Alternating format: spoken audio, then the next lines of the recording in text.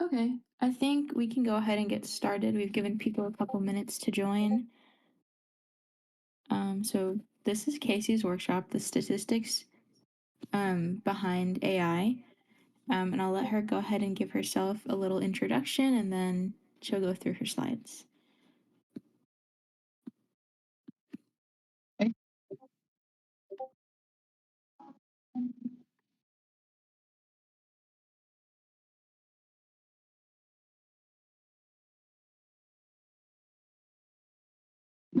So, first of all, my name is Wisdom Nana-Abena, and I'm a statistics major at the University of Ghana. And I'm here to make us appreciate the statistics behind AI. And so, I guess we could just start it. All right, perfect. Yeah. Next slide. Okay, so who are you talking to? As I said previously, my name is Wisdom, and I'm a statistics major. I also build softwares, and I'm a data scientist at Switch. I'm also a tennis girly, and I am part of an NGO called USA, which is into advocacy and educating the youth here in Ghana. Yeah. So please switch to the next slide. So here's the plan for the day. I'm going to start off with the big claim, and you're going to hear from three experts who agree with what my claim is. Then we are going to have a little history behind AI and statistics, and then two layers of concepts, which is the core statistics for every educated human being in 2026, and then the and more concepts and statistics if you are specifically want to build, if you specifically want to build AI. And then we'll talk about the real superpower, which is how statistics keeps you from shipping rubbish. And then we would conclude with a starter pack, so real courses, real books, and stuff that you could use to start your statistics journey tonight. So let's move on. Yeah. So the claim is AI is statistics. That's my claim for today. And it's not similar to statistics. It's not powered by statistics, but built from ideas of statistics.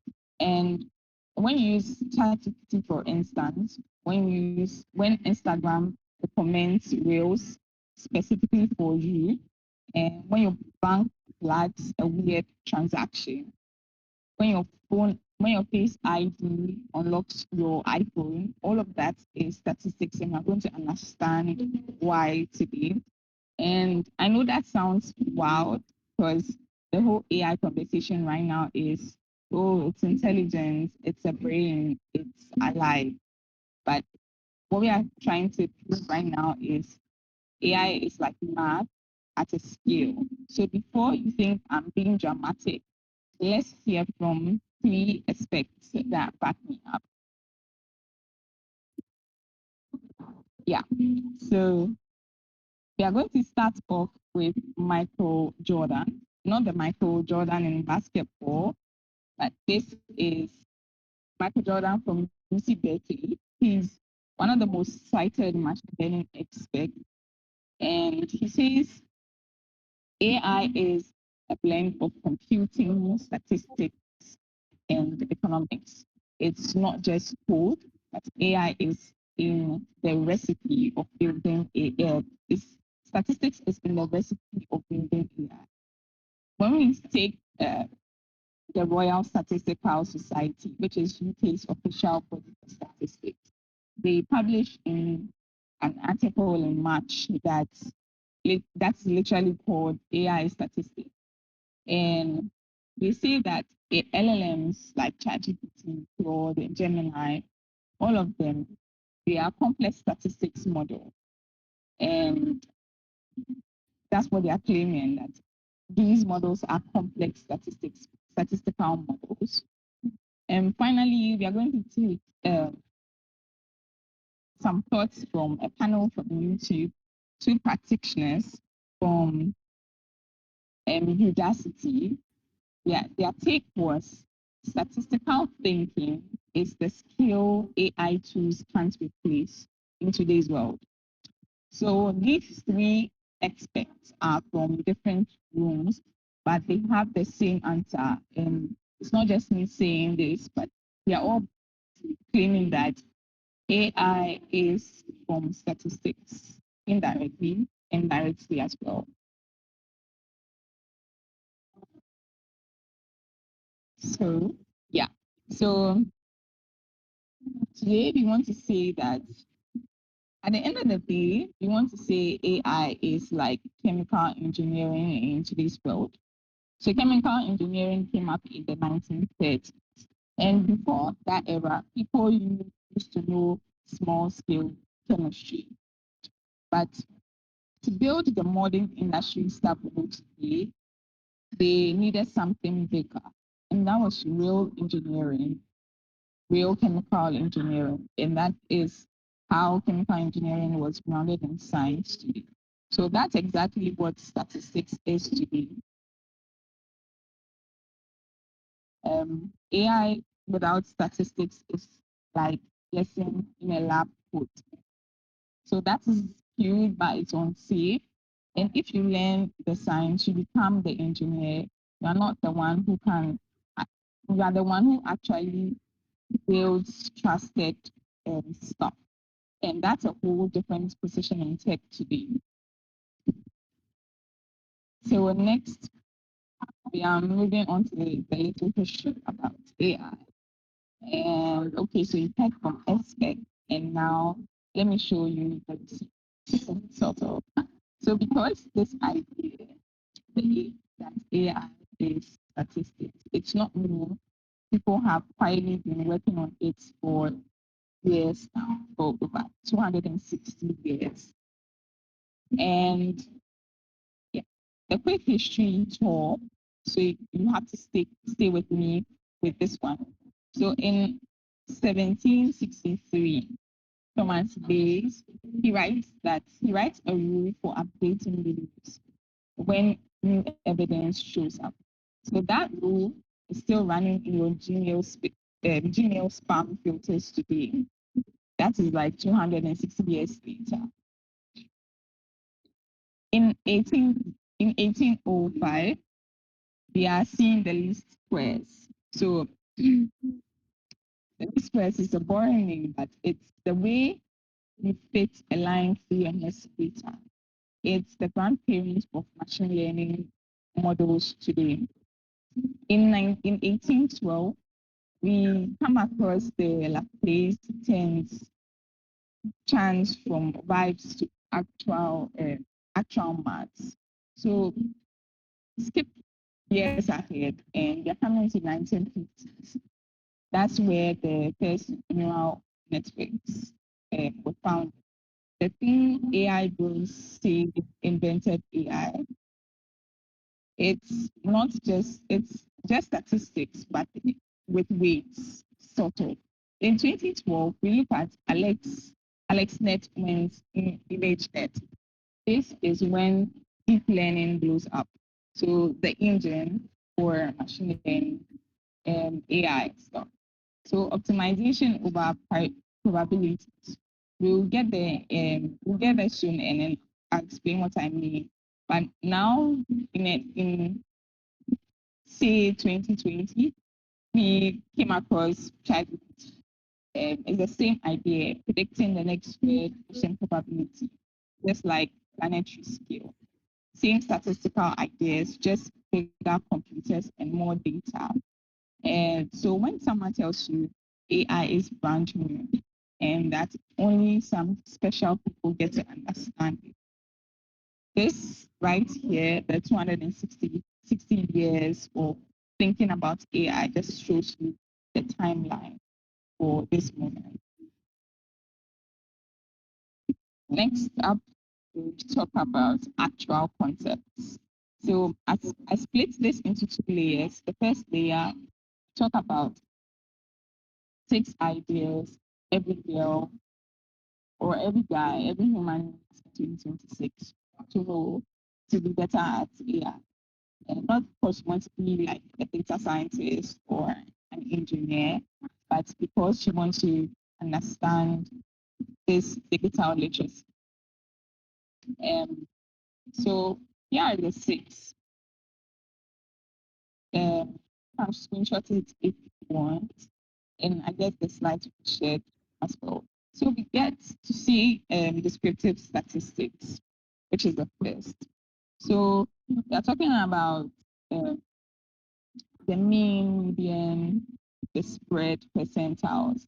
So the vocabulary we use to even describe data is this. If you can say the average of X, but most people are clustered around Y, you can't have the conversation. We also have probability, and probability tells us how likely something is to happen. That is the language of uncertainty. So when you take weather apps, and you take medical test results, all of them talk about probability. And we have the concept of distributions. So we have various distributions in today's world. We have binomial, we have quadrant, we have Bernoulli. A lot of that we learn in our stats class. And the shape of a normal, for instance, when you know that it's normal, you instantly spots what is weird and what is not weird. So we are going to dive deeper in this one later. So we have the next concept, which is correlation versus causation. Um, this is the number one trap. Two things moving together doesn't mean that one causes the other to happen. And we are going to dive far into this one as well. The last but not least concept is the sampling and bias concept. So here we are talking about who's in the data and who's missing. Most AI fails are because of sampling fails. The data didn't include the people the model is now being used on. Sometimes you have a data and and you have a model that the data was trained on, but this model is used on a different part of people, and you see that it's not working well, and that is like a typical sampling problem. So the last but not least is hypothesis testing. And this is learned in various fields, including psychology.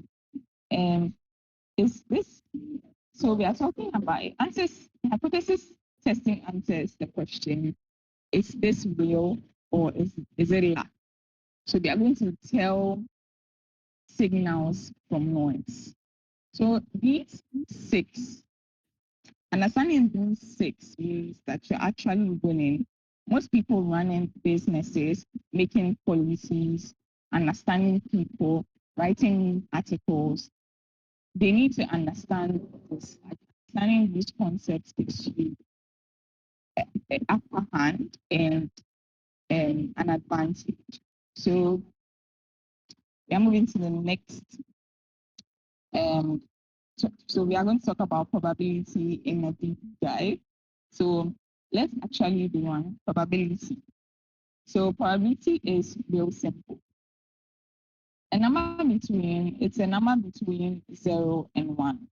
So 0 means it's never going to happen. 1 means it's definitely going to happen. And you can have in between, so 0.1 to 0.9 something. So 0.9 or 0.92 could mean 92% like. But here's the one thing about AI that nobody tells you. AI never says yes, it never says that. It always scores every single option and picks the highest to return to a user. So let's look at this. ChatGPT, image recognition, all of it. It works exactly like this. The model looks at a photo, let's say a cat. It looks at it and says, okay, and you're asking a question, maybe what is in this photo? It tells you that there's a 92% chance that the photo is or the image you have pasted is a cat. And there's a 5% chance that it may not be a cat, it may be a dog. And maybe there's a 3% chance that it's a muffin. By the way, cat versus muffin is a real thing and it's hilarious. So the model just picks the biggest number. 92% chance it's a cat. You have a 5% chance it's a dog, 3% chance it's a muffin. So the highest number is 92%, right? So that then it tells you that it's a cat. Now, here's a key statistical move I want you to remember. Those numbers sum to 100. 9 plus 5 plus 3 is 100 always. The model is forced to make every option compete with the others. And that's not magic, that's the math trick. There's a name for it. It's called soft maths. But you don't need the name, you just need to know that AI is always picking from a list of related options. So if you have spam filters, for instance, it's the same trick. Spam could be 97%, not spam is 3%. So if a message comes in, be like the message could be weighted 97% spam, 3% not spam. And it picks the highest, so it picks 97% chance of this message being spam, and it puts it in the trash folder, and then you see it as a spam. So when you take Face ID, for instance, you are trying to unlock your iPhone, uh, if it's able to unlock, then it means, let's say there's a 99.4% chance that it is you, your face unlocking this phone. Uh, though there are like other deep things that go into these features I'm talking about, but I'm trying to say that there's statistics behind most of the things in AI or all of the things in AI. So let's go to the next thing, which is distributions. So this one is genuinely my favorite. A distribution, this is a classical normal distribution. It's in a bell cave shape. And it's a distribution that tells you how value shows up. That's it. That's what a distribution tells you. A distribution simply tells you how often each value shows up. That's simply what a distribution is. That's the full concept of a distribution. So this one, as I said, is the classical normal distribution. So the big idea is once you know the shape of a normal distribution, what's typical, you can instantly spot what's weird. So example, your bank, for instance, they have a distribution of all your transactions. So the average, the spread, the win. When something falls outside the curve, it tells you something. So example, let's say there's a $5,000 charge at 3 a.m. in another country that you're not living in. It goes outside the curve, and that is spotted as an outlier, and it instantly tells you that it's a fraud alert. So if you take your health app, for instance, it's the same thing that works. Your heart rate is a distribution. Way outside your usual heart rate is, will tell you that there's a problem. If you go to Spotify, Netflix, it's the same idea. They build on a distribution for everyone's taste. They see where you sit on the curve, and your feed gets built from where you sit on the curve. That's it. That's distribution. The shape of a normal distribution lets you spot what's weird. And spotting what's weird is most of what AI does. So next up is correlation and causation. So correlation and causation are different things. But most of the time people have the chance of saying that correlation is equal to causation. If you remember nothing else from today, you have to remember this slide. Two things moving together doesn't mean that one causes the other. So you have to repeat with me in your head that correlation is not equal to causation. A classical example is in summer, which is in Hamatan, back here in West Africa, ice cream sales go up. Also in summer, sharks attacks go up, right? But if you look at the data, oh wow, ice cream is causing shark attacks, right? That's what it looks like because ice creams are going up and shark attacks are going up as well. But that's not the thing. They are both caused by a third thing, a weird thing that was caused by summer, but shark attacks and ice cream going up are not in any way linked. So it's not the ice cream's fault that the sharks are attacking people, even though the numbers correlate perfectly. So here's why this matters for AI. AI is great at finding correlation. That's literally what it does. It spots patterns, but it is bad at telling you what caused what. So if you let an AI solve, say, shark attacks, it's it might literally say pan ice cream. You understand? So that is not right. But this is happening right now. In hiring algorithms that learn employees from certain schools succeed. So they reject everyone else.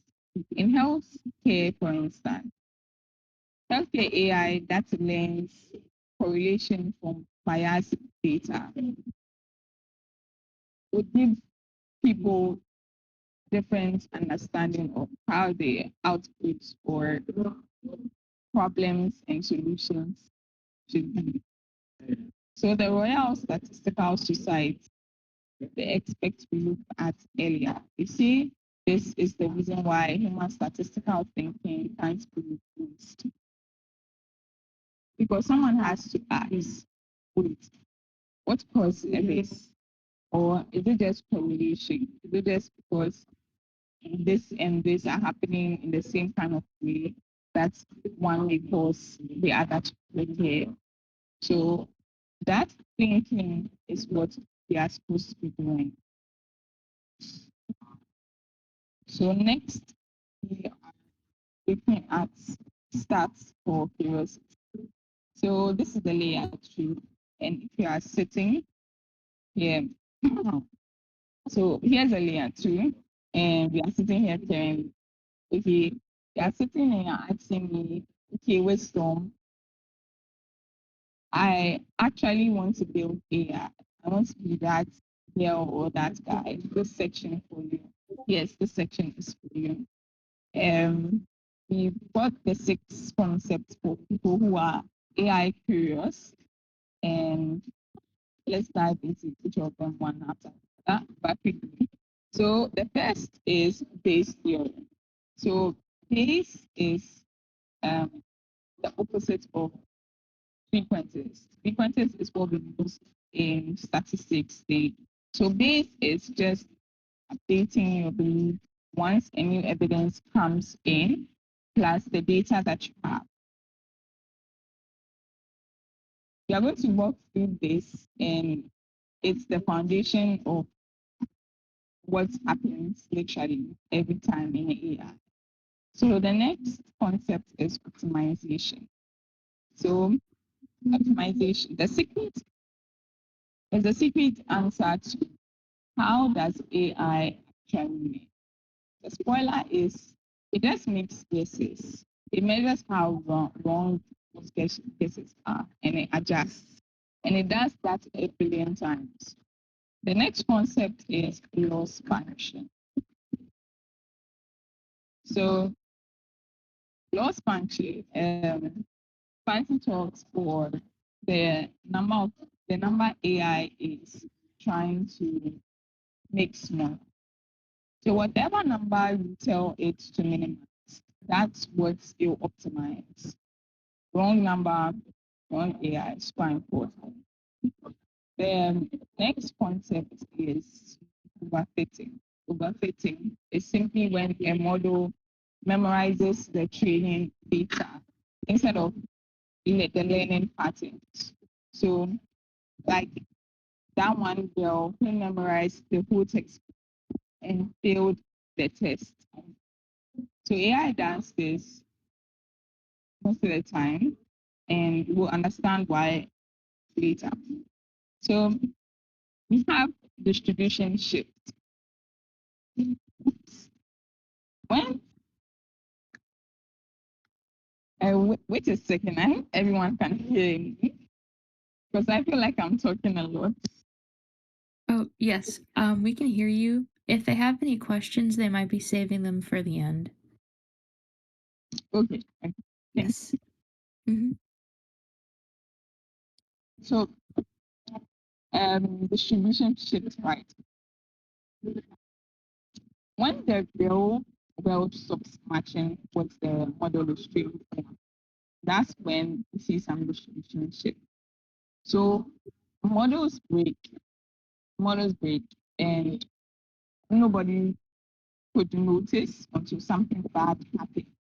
And that's all what the distribution shift is about. And when we take model evaluation, the four questions you may ask of any AI output. That's model evaluation. And we are going to dive deep in this one second.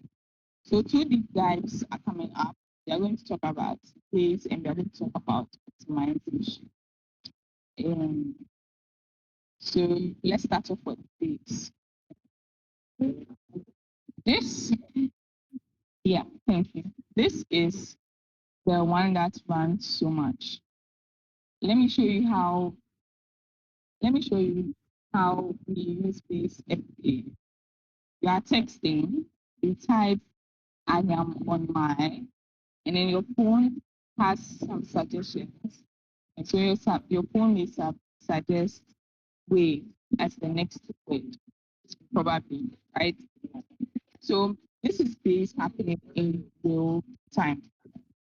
So we are going to see four steps of it.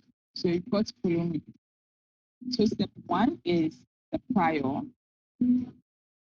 Um, the prior is what you believe before seeing any information at all. So after on my, the most likely next word English would be your phone. Your phone probably learns this from billions of your texts. Now let's take step two, and evidence. That's what we need.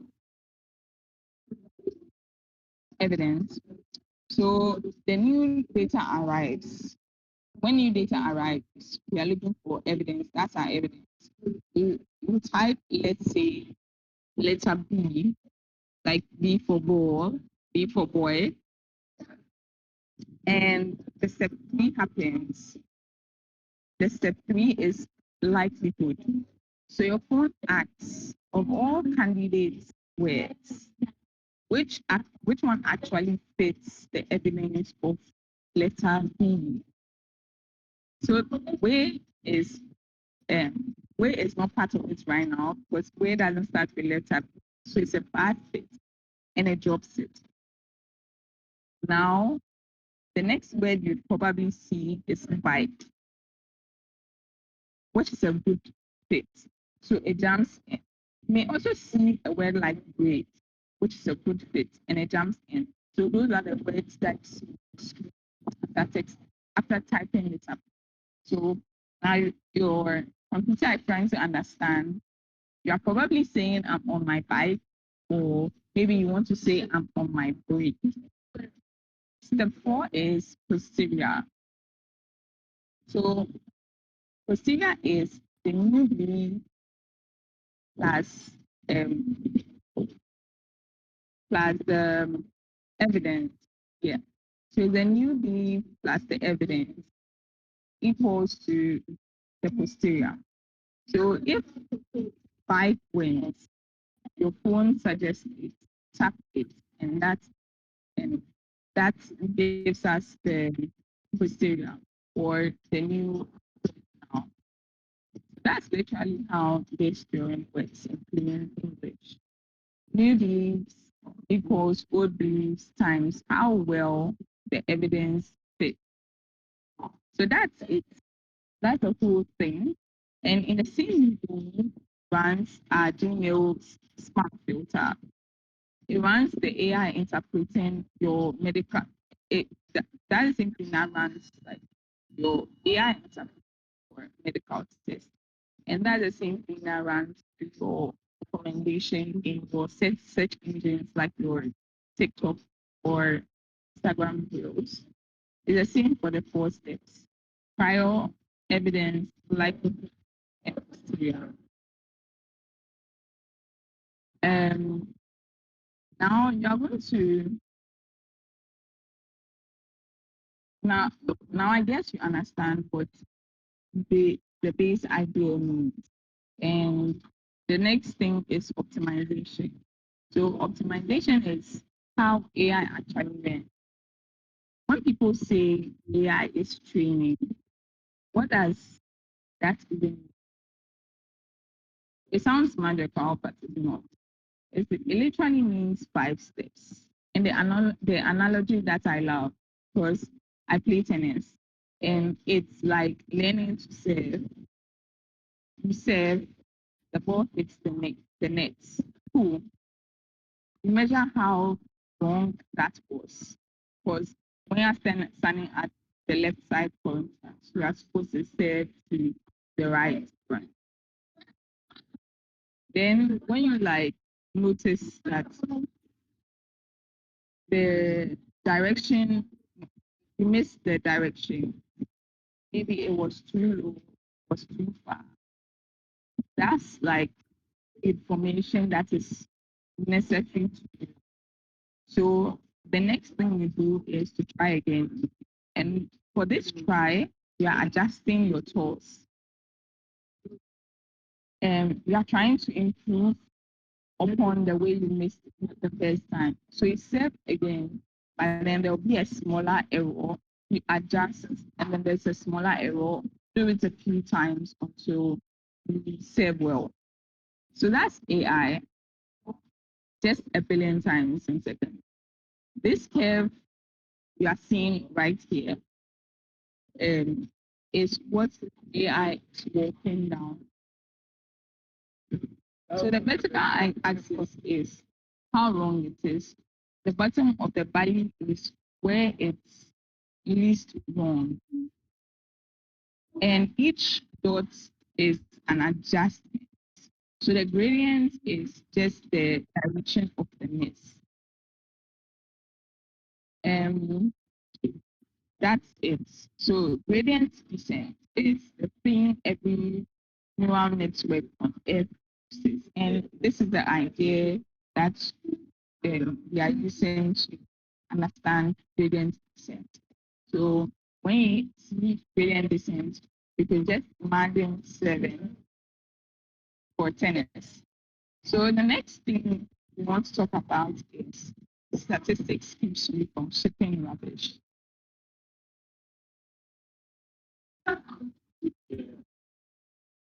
Okay. The most underrated reason to study statistics. This is why. You know how AI hallucinates sometimes. It, it can confidently make things up. And statistics is that discipline that catches all of that. If you don't have statistical thinking, what happens is ship 20, 30 answers that looks right, but they fail in the real world. We are the team that builds the chatbot that gives medical misinformation. You will be the team, the company that gets sued because of because the hiring algorithm rejected every woman. And that is what happens if your statistics background is shit. If you don't have that statistical thinking, you don't catch it. But if you have that statistical thinking, you catch it before it's being shipped. That's the real superpower.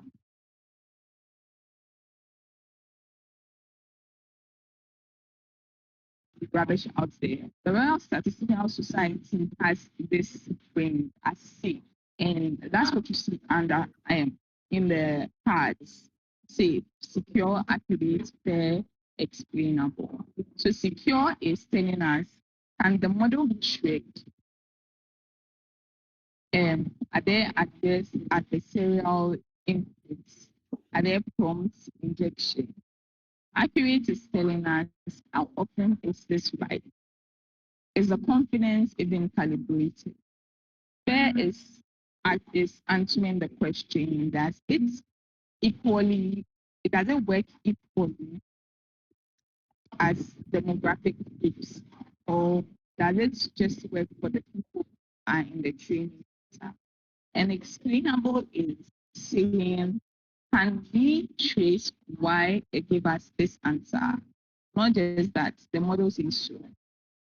So if a tool can't pass a C, it shouldn't be shipped, period. Especially in high stakes places like in healthcare, in finance, in justice. This is what the review actually means, like reviewing. This is what review should mean to us, that every product we are putting out there should pass through or should qualify the C. So the next we want to talk about is stats survey question. This slide, the one I want you to screenshot and keep for later. So there are 6 questions to ask in AI output, given you have like a clear statistical thinking. So the first one is, what data is this trained on? Like for instance, you are going to work for a company or going to work on a project or going to work with people. These are like some start survey questions that should be on your mind. So what data was this trained on? If you don't know the source, you literally can't trust the output. So that's not an option. That's just logic. The second is the second question is, how representative is your data? Who is in it? Who is missing? Are there any biases? The third question you can ask is, what's the model's confidence? If you have a 99% confidence level, means that it's good. A 51% means sure, slightly sure, and you have to understand that these percentages means different things. And for what you are working on, they may mean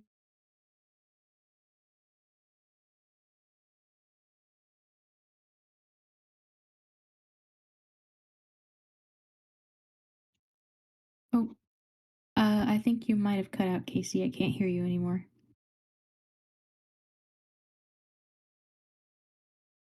Hello?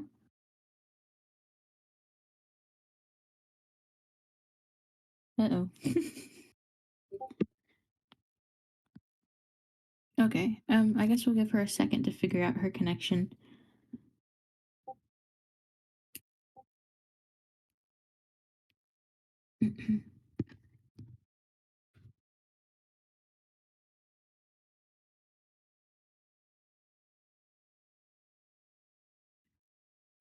Hmm.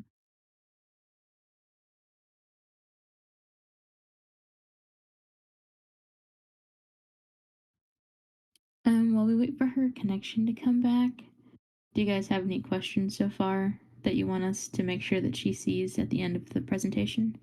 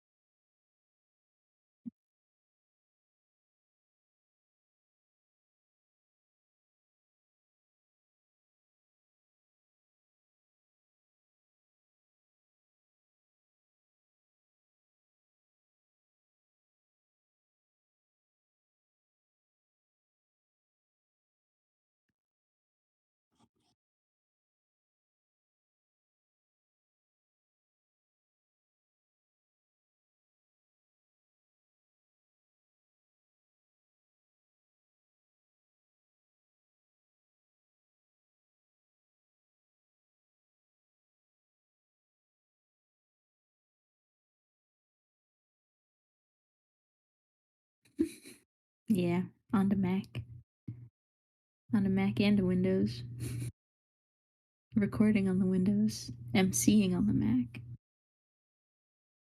Crazy.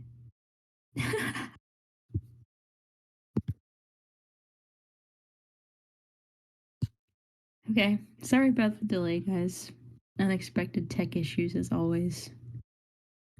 I think we're a little bit cursed when it comes to tech issues. Okay, I see she's back in the audience. Um,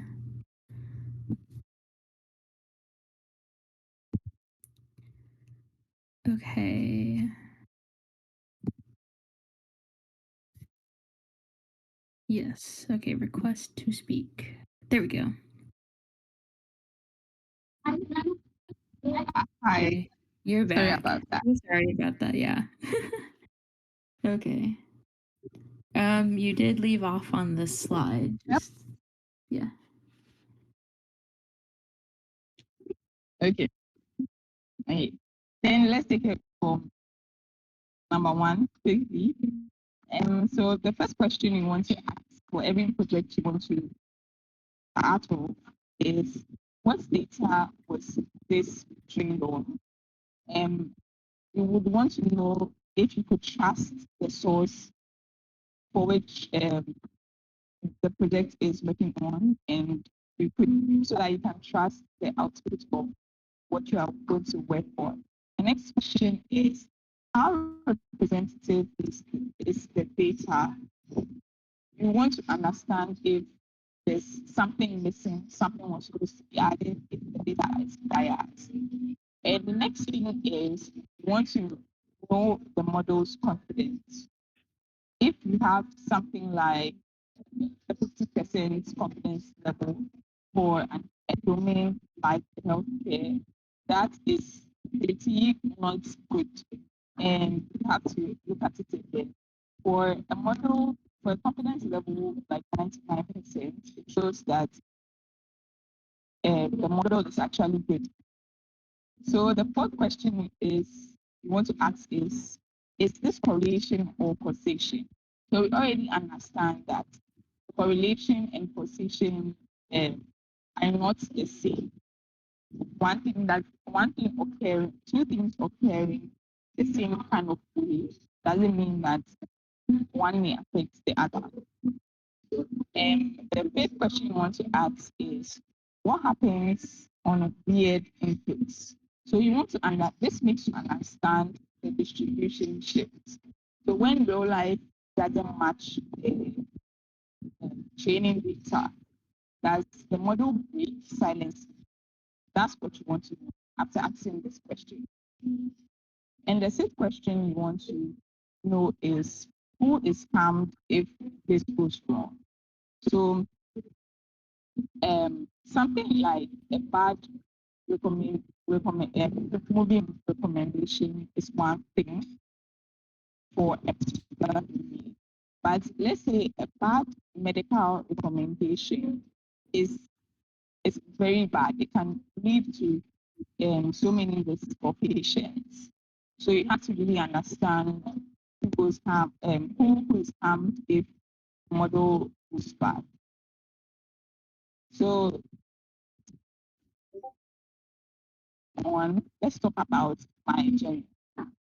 Before I throw any resources at you, I like to make you understand me and my path from being scared to building. So before I even chose statistics, I wanted to be a doctor, or I didn't want to lose that math part of me because I have been a good math student since I can remember, and I wanted to understand why things happen and not understand just how to build things. And statistics was just the right discipline to help me understand. Now, the next thing I did was to join cohorts, different cohorts.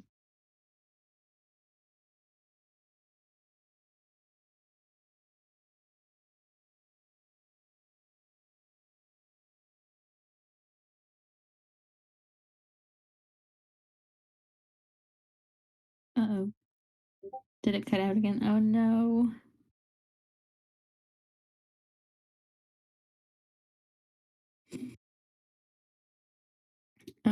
If you're talking again, we can't hear you. I think your internet went out again.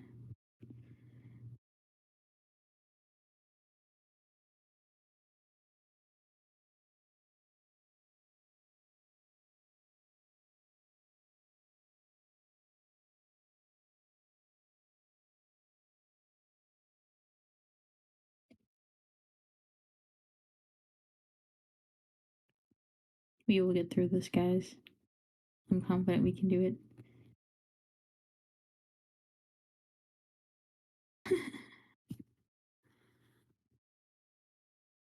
I have faith.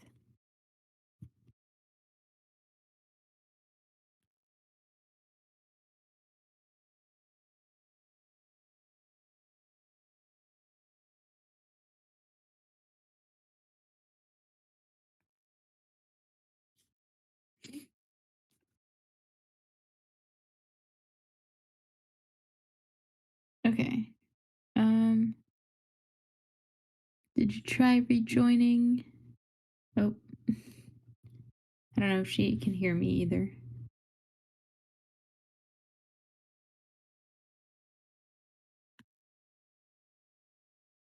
Okay.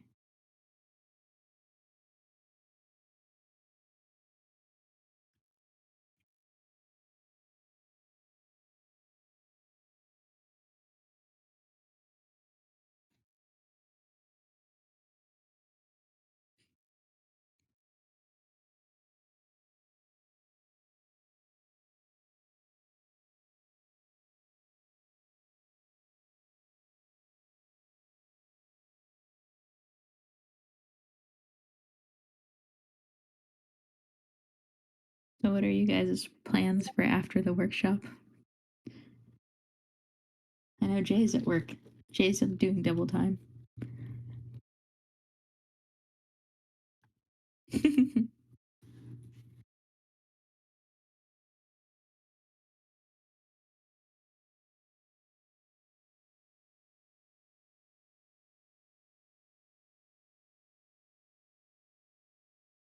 Ooh, imaging iPhones. That sounds kind of fun.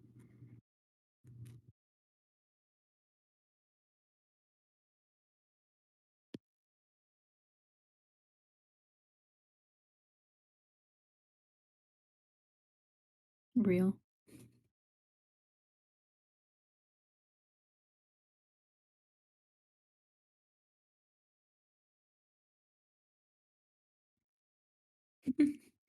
Apple security is only good when you're not the one implementing it. So true.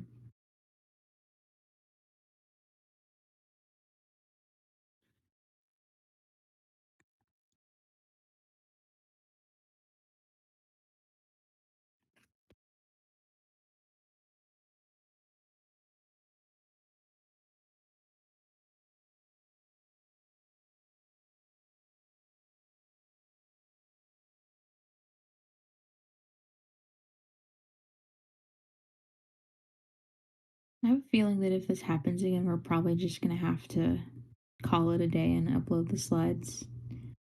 That would be unfortunate, but I feel bad about her service. I don't know.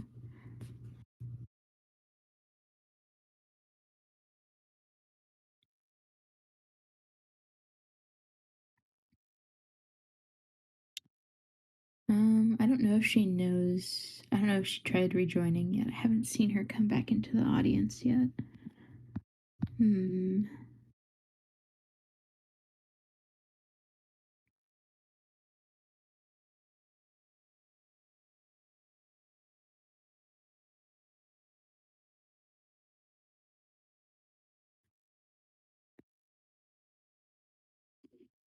We'll probably give it until 11, and if she's not able to rejoin by then, we'll probably just post the workshop as it is with the slides.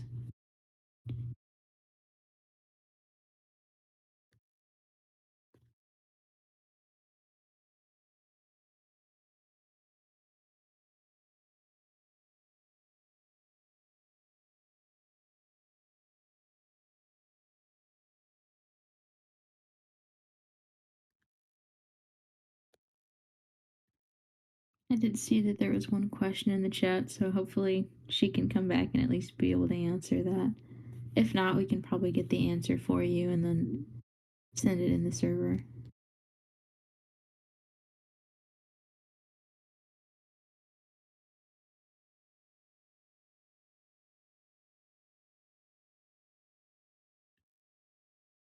Okay, I see she's back in the crowd. Um, give her a second to hop back onto the stage.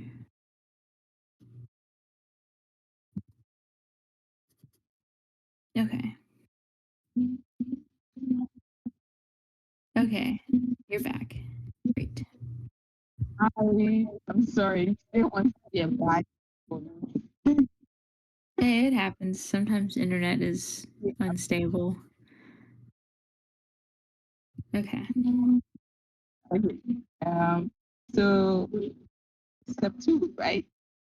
Step two, I joined some data science courses, which took me through from Excel to spreadsheets and Excel, which is spreadsheets, right? To Power BI, understanding and Python and other tools. I also learned them on my own, and I participated in hackathons and other competitions. And I'm telling you this because the only reason that this happened to me is that or the only reason why I understand statistics concepts and statistical modeling and AI engineering is because I had the foundation right. Um, so if you are interested in something like this, you've got to have your foundation right as well. So step three is I actually started building. I have been building software products and I have One of them is an AI chatbot, and I've also contributed to other projects that my friends are working on. So most of the people that I built with are colleagues from school. And I also tutor my peers to understand statistical concepts and AI building. And I am also a content creator who is very inconsistent, but I'm trying my best to teach people out there the knowledge or what I know. And step 4 is giving back. So as I said, I have a platform where I teach students around my school and other students in Ghana. And also I try to teach online. And I'm part of an NGO where we educate a lot of things, including technical stuff. And so the next thing is your startup app, right? So Oops. I'm on, okay, which yeah, slide are we on? This one? this slide. So how to actually get started studying statistics. So you can start off with, so here are some free resources on your left, and then to your right are multiple. So start first is where you get short YouTube videos that makes you understand some concepts in statistics or AI that links to AI as well.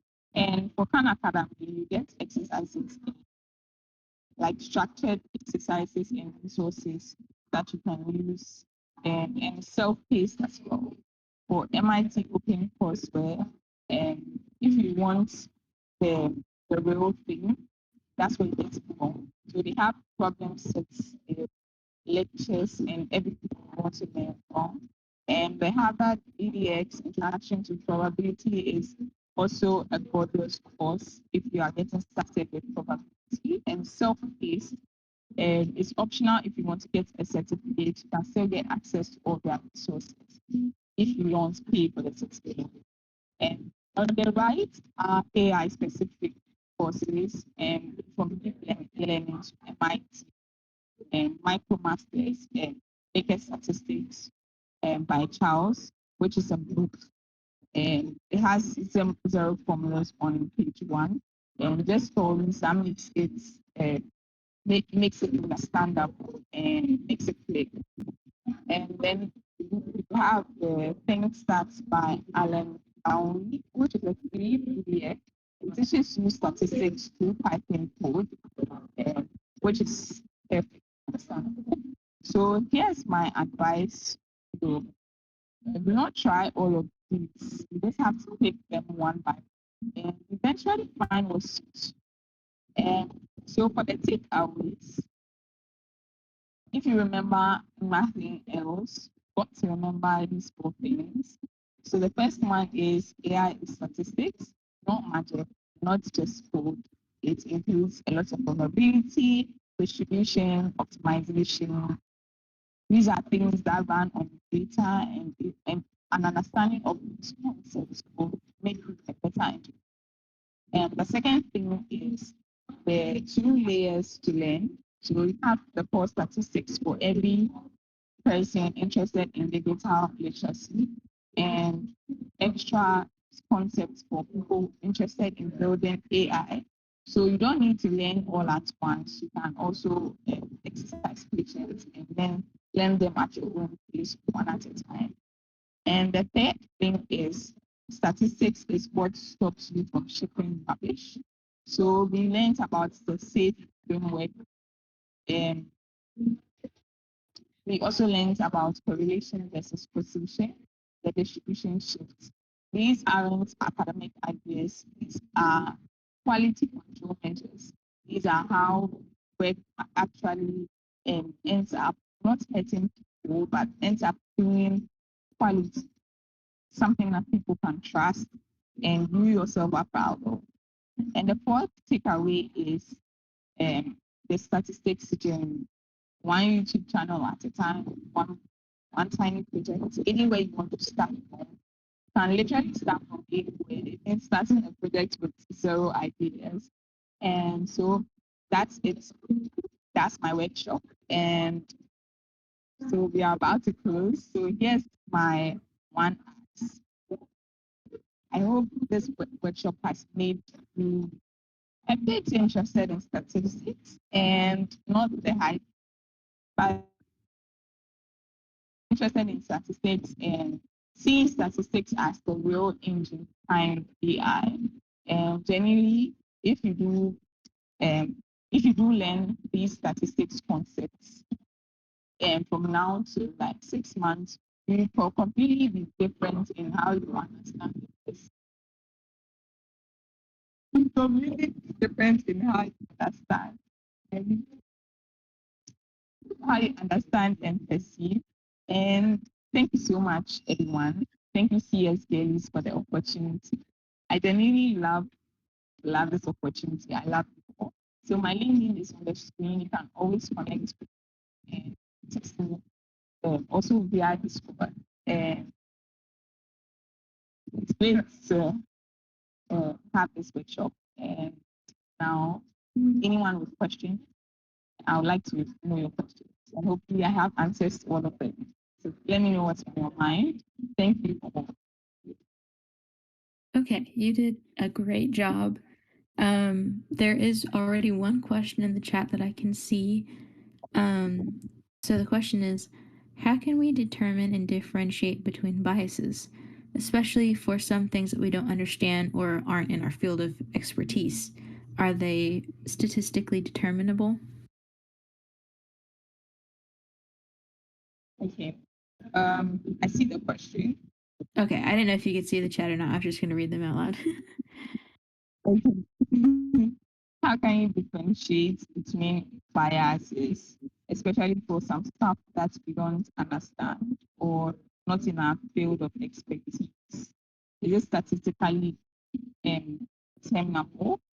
Um, so my question is yes.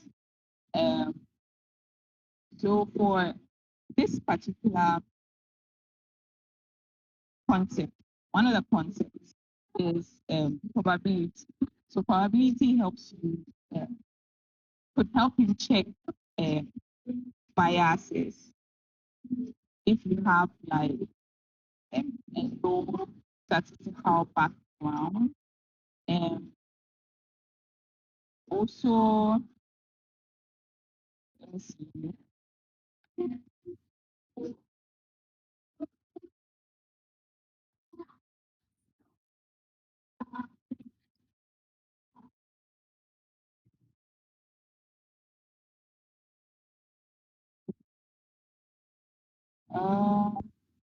I'm just thinking about it. It's actually a solid question.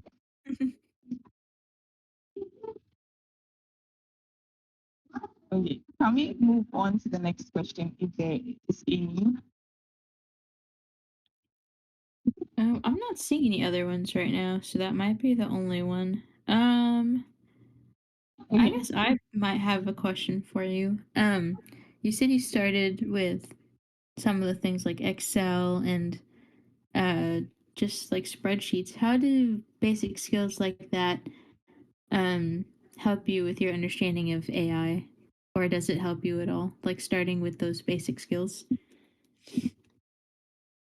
Okay, so how does basic skills like understanding Excel helps you understand AI better, right?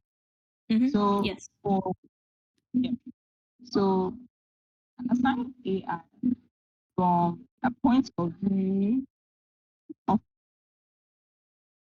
builder, and I take it from the point of view of a user as well. So from the point of view of a builder, understanding AI makes you, understanding how to use tools like Excel makes you helps you in exploratory data analysis before you start building the model that you want to do, right? Use that in exploratory. analysis. It helps you like organize your data. So that's from the point of view of the thing, the builder. You are definitely going to use Excel to arrange your data, get it ready for before you start building a model. From the point of view of a user, mm, it's it's not going to um, understanding something like Excel has little to do with the output you get from AI. So, but then understanding how Excel works helps you understand how AI actually works as well. Because you understand from a layman's view the shallow point of how an AI tool was built from scratch, or an AI model was built from scratch. And that makes you stand a better chance of understanding what output you get uh, from the AI. As we spoke about the probabilities of AI and how AI gives you outputs, right? So you understand that maybe if AI, let's say um, I'm in Ghana, right, and I'm using an AI model that was trained with uh, the data from the USA, and I'm asking it questions about Ghana, and it's hallucinating. It's not actually giving answers that are linked to the stuff that happens in Ghana. Um, Understanding how it was built from scratch will let me and understand that okay, this is a data problem. It's because or this is a sampling problem. It's because the data wasn't built or doesn't have any. It's not a Ghanaian data set. You understand? It's a foreign data set. So that's why I'm getting these particular answers. So it's not directly linked to it's not directly linked. Excel is not directly linked to understanding AI data from a user's point of view. But from the explanation I've given, you see how it kind of opens your mind to understanding AI better. Does it answer your question? Yes, thank you. Pardon? Okay, it looks like another question just came in. Okay.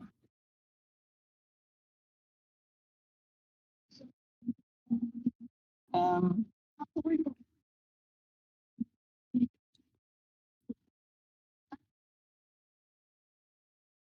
Can you see it in the chat? no, sorry, I told you I was going to read it out. Oh, yeah. So the question is, can a perceptron be interpreted as a statistical classifier? Okay.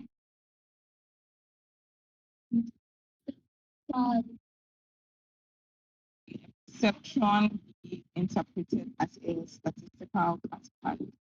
So I'd Yes. say yes and no at the same time. So let's take it from a higher level. What is a perceptron? First of all,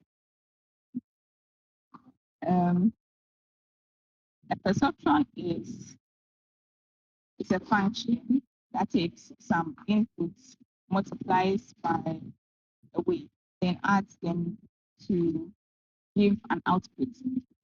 And the output can be a yes or no, or a class A and a class B. So with a perceptron, we can say that it can be a classifier.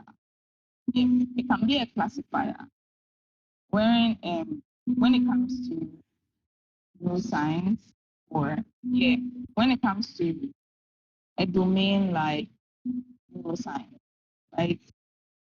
So let's let's give an example.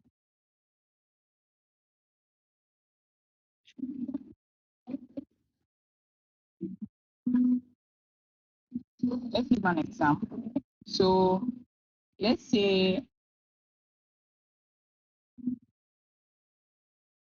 let me see, neural networks. We talk about that.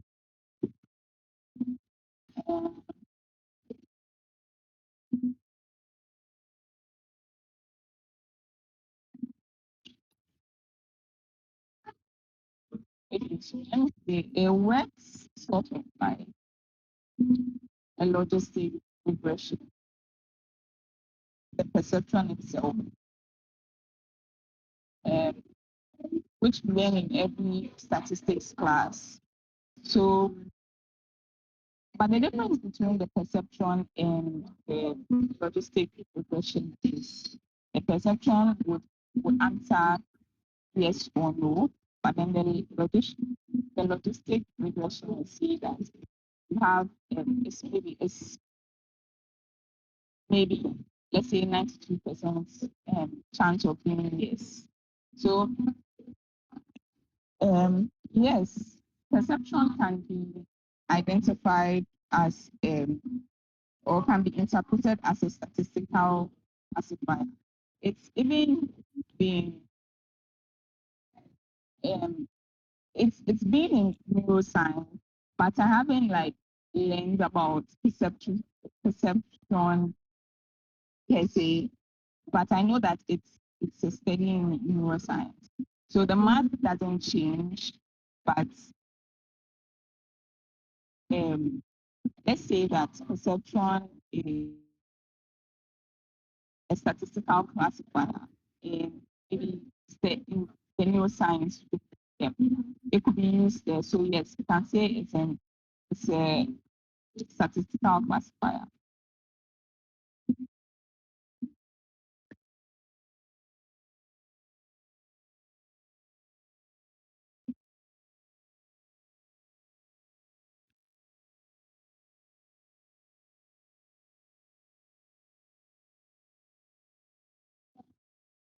Okay.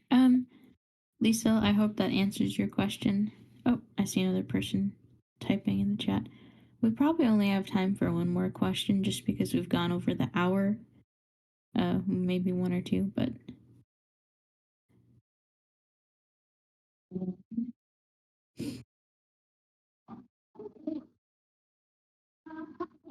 let's see.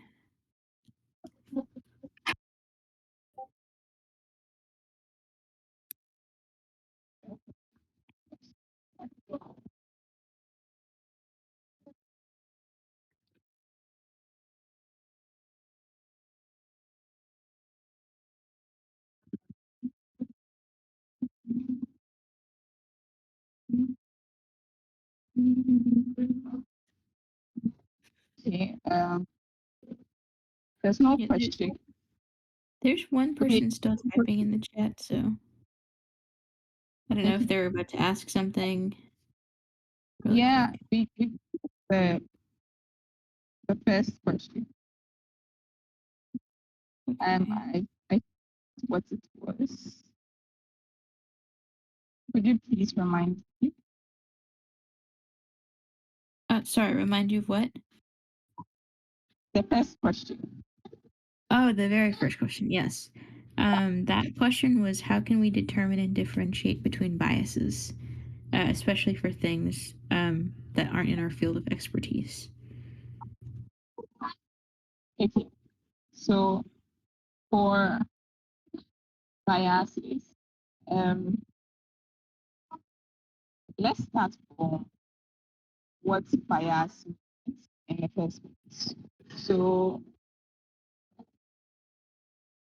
what is bias? If we say that bias is when, let's say, a model is wrong in the same direction for a specific. So, so let's say bias is when or AI works great for some people and then it works bad for other. So we have different forms of bias. We have sampling bias, which comes from the data. We have measurement bias, which comes from measurement. And we have historical bias, um, which comes from if the data uh, has ever been accurate or has ever been unfair. And we have the labeling bias, uh, which we label, we decide if um, a model is perhaps right or wrong, positive or negative. So from from somebody who does not understand or somebody who does not understand a particular field.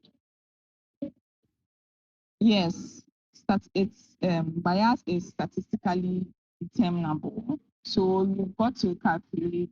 You could calculate bias from either the data, the measurements, the history, or the labels. So yes, it's bias is statistically determinable.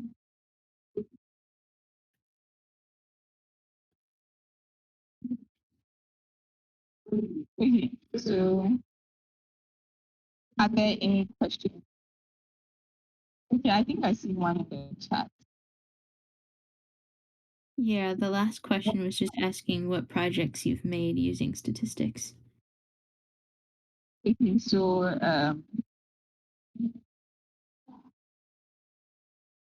I'm just thinking what projects should we talk about?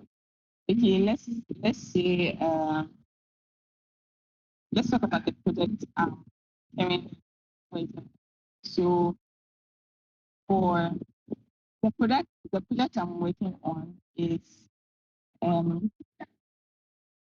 it's a model for determining at-risk students and it and I built it using the dynamic patient network model. Yeah. So that's a project. How it works is, or how statistics plays a role is the model itself is the dynamic patient network model. Is actually a statistical model. So I use most of the statistical principles that we mentioned in building this project. And I don't know if I'm supposed to talk about how the project works or, yeah, the model simply understands uh, our users based on their weekly inputs and classifies and learns from previous weeks and classifies uh, a, a, a user as an at-risk or a normal patient. So it's a mental health app that we are trying to build, and we are using this statistical model as the core of the mental health app. So that's it.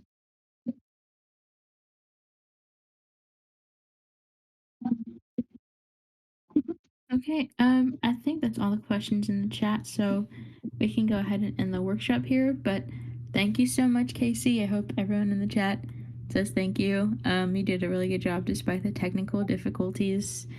Um, but yeah, we are so excited to have you, and we will be posting your workshop as soon as we can.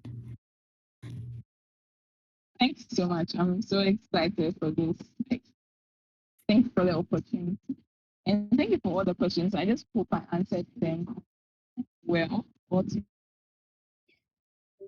expectation. If And I'll be people have happy any to more have questions questions, from are they allowed to reach out to you on LinkedIn or Discord about them? yeah. You Okay, can reach out to us. Yeah. great. All right, and I guess that will conclude the workshop. Thank you, everybody. Thank you so much. Thank you, everybody.